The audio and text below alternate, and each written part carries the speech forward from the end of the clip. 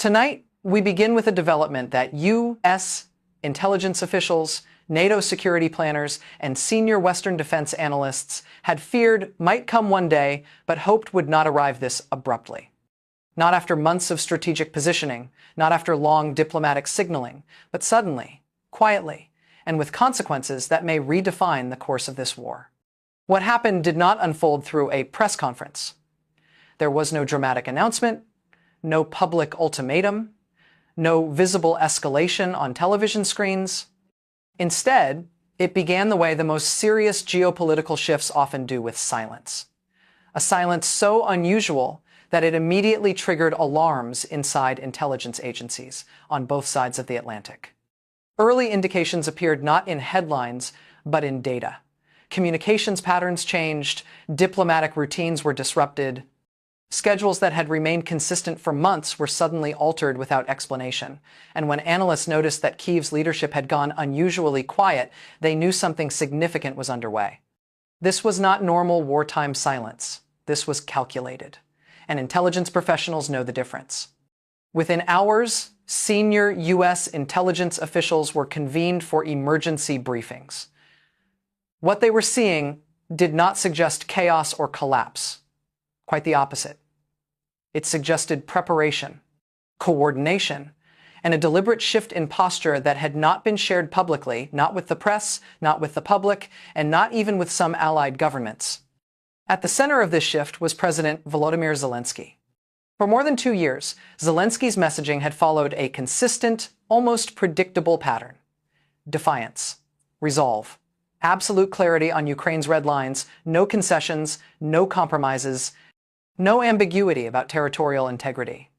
That consistency had been one of Ukraine's greatest strategic strengths, helping to anchor Western support and maintain unity among allies. And then, without warning, that pattern broke. Intelligence analysts began noticing what was missing. The regular cadence of statements slowed. Planned appearances were quietly postponed. Certain diplomatic engagements were rerouted through intermediaries rather than direct channels. Even Zelensky's inner circle appeared to be operating on partial information, with decision-making narrowed to a smaller, more controlled group.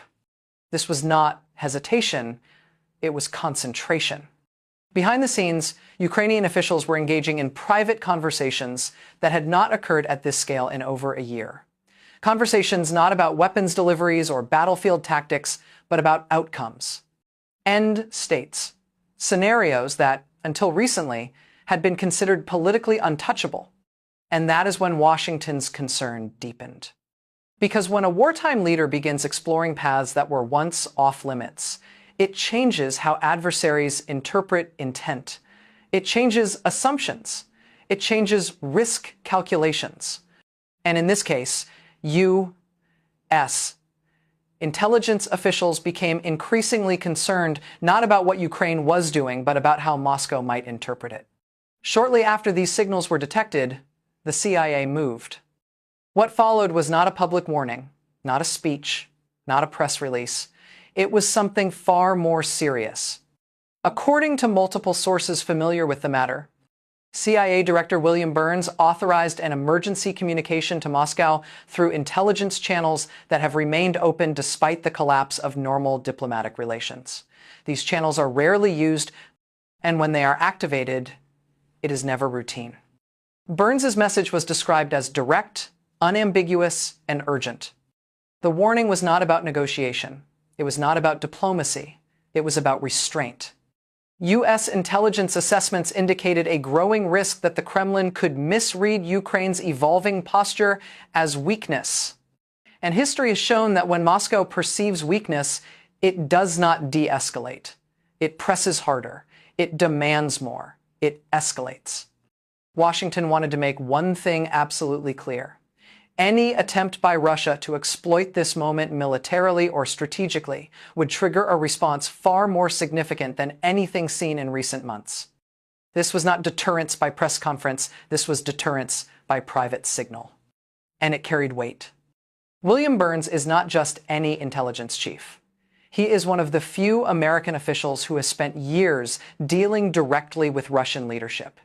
He understands Kremlin psychology. He understands how messages are interpreted inside Moscow. And most importantly, Vladimir Putin takes him seriously. When Burns speaks through these channels, it is understood that the message reflects consensus at the highest levels of the U.S. government. Almost immediately after the warning was delivered, U.S. intelligence agencies shifted posture. Surveillance assets were repositioned. Satellite coverage over key Russian military zones was intensified. Signals intelligence collection increased. Human intelligence networks were activated with renewed urgency. These are not symbolic gestures.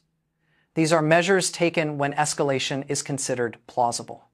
At the same time, the Pentagon quietly accelerated certain military preparations.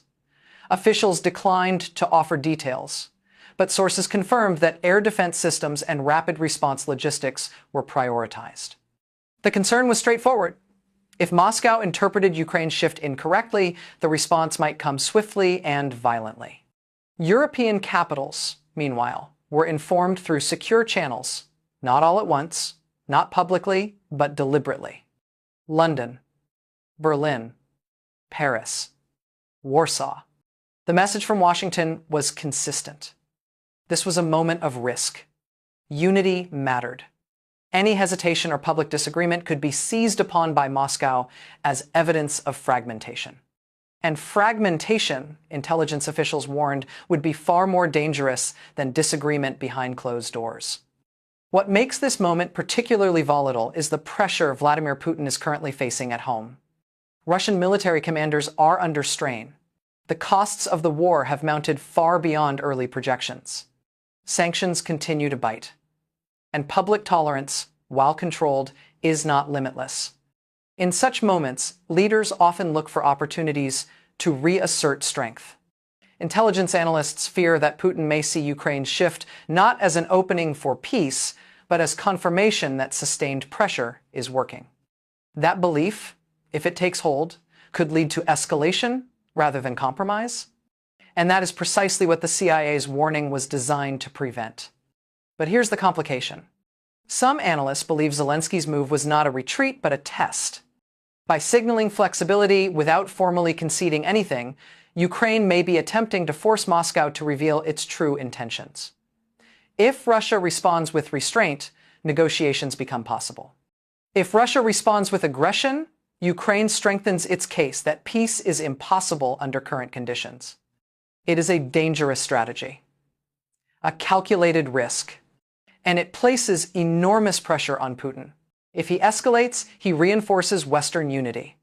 If he restrains himself, he risks appearing weak to hardliners at home. Either choice carries consequences. This is the trap that intelligence officials believe may now be closing. As of tonight, the Kremlin has not issued a clear public response. Russian state media has adjusted its tone, amplifying narratives of Ukrainian fatigue while avoiding direct commitments. Military movements along several fronts have increased, modestly, not enough to signal full escalation, but enough to keep analysts watching closely. And that silence from Moscow is now the most unsettling signal of all. Because when Putin goes quiet, it usually means he is calculating. And what he decides in the coming hours may determine whether this moment becomes the beginning of a diplomatic